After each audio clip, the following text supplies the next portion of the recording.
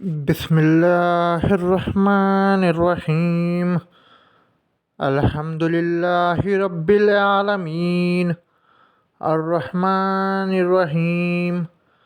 مالک یوم الدین ایاک نعبد و ایاک نستعین اہدنا الصراط المستقیم صراط الذین انعمت علیہم غیر المغضوب علیہم ولا الضالین۔ بسم اللہ الرحمن الرحیم۔ اقرأ باسم ربک الذی خلق خلق الانسان من علق اقرأ وربک الاکرم الذی علم بالقلم علم الانسان ما لم يعلم کلا ان الانسان لیطغی ان رآہ استغنی ان الی ربک الرجعی ارأیت الذی ینہی عبدا اذا صلی ارأیت ان کان علی الہدی او امر بتقوی ارأیت ان کذب وتولی الم یعلم بان اللہ یری کلا لئن لم ینتہ لنسفعا بالناصیہ ناصیۃ کاذبۃ خاطیہ فلیدع نادیہ سندع الزبانیہ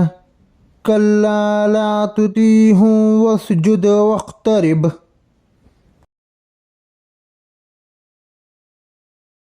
السلام علیکم ورحمۃ اللہ وبرکاتہ۔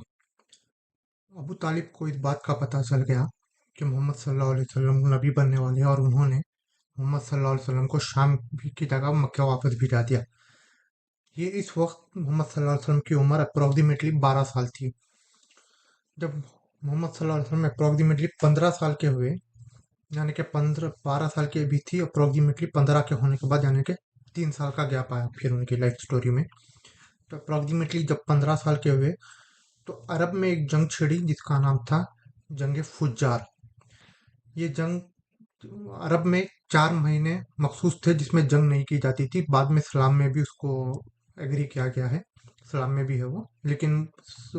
وہ پہلے سے چلتے آ رہا تھا۔ وہ 4 مہینے رجب، محرم، ذی الحج، ذی القعدہ، یہ 4 مہینے میں جنگیں نہیں ہوتی تھی، لیکن اس کے باوجود بھی کبھی کبھار حملہ ہوا تو سیلف ڈیفenس میں لڑنا پڑتا تھا۔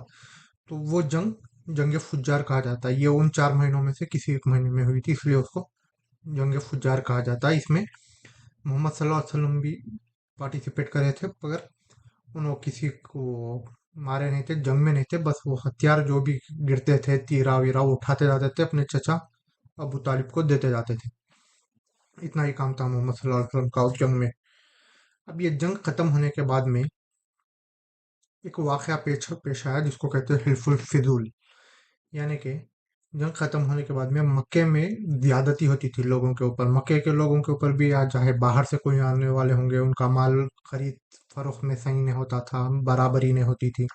یا لیا جاتا تھا اگر پیسے جو بھی ہے واپس اتنا دیا نہیں جاتا تھا، بہل جو بھی ہے ان کو انصاف نہیں ملتا تھا۔ تو ہوا کیا، قریش کے کچھ قبیلے جس میں بنو ہاشم بھی شامل تھا اور محمد صلی اللہ علیہ وسلم بھی شامل تھے، ان لوگوں نے مل کر ایک منصوبہ بنایا، ایک پلان بنایا کہ یہ جو بھی ناانصافی ہو رہی ہے ان کی ہم مدد کریں گے، اور مدد کر کر ان کو ان کا حق دلائیں گے، ان کے واسطے ہم آواز اٹھائیں گے بول کر بن کر محمد صلی اللہ علیہ وسلم بھی اس میں موجود تھے۔ لیکن